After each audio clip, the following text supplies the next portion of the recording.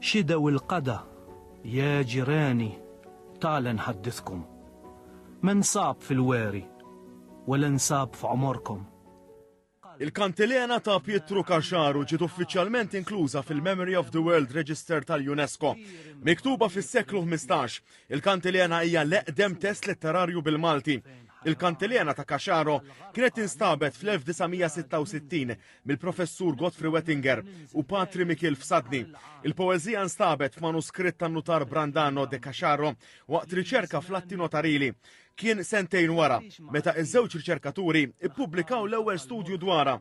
Fil-programm kitbit minsija fuq Television Malta, il-lettur anzjan fl-Università ta' Malta Dr. Joan Abela tkellmet dwar waħda mill-kurzitajiet li toħroġ mill-kantilena. Ta' min isemmi forsi l-istudju li sar minn Dr. Olvin Vella fej prattikament waqt li kien qiegħed jaqra iltaqa' maqgħu li jgħidu sal-lum l-imqabbin meta jkunu ħajixxu biċ-ċart li tkun ħasservjhom ta' barriera.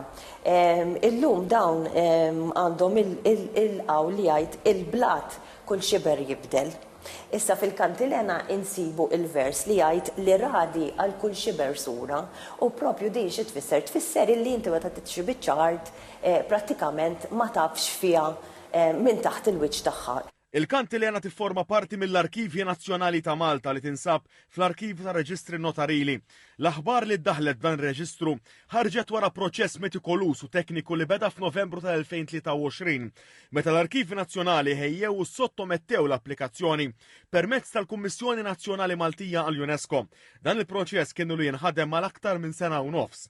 Il-Ministru għall-Wirt Nazzjonali l-Arti u l-Gvern Lokali Owen Bonnici fi-stqarrija ġie kwotat jgħid li din l-aħbar mhix biss ġieħ għad-dokument innifsu, iżda wkoll għall-ilsim Malti u l-wirt letterarju u kulturali ta' pajjiżna, e kif issa l-kantilena tingħaqad ma' lista internazzjonali ta' dokumenti illi għandhom valur universali għall-umanità kollha.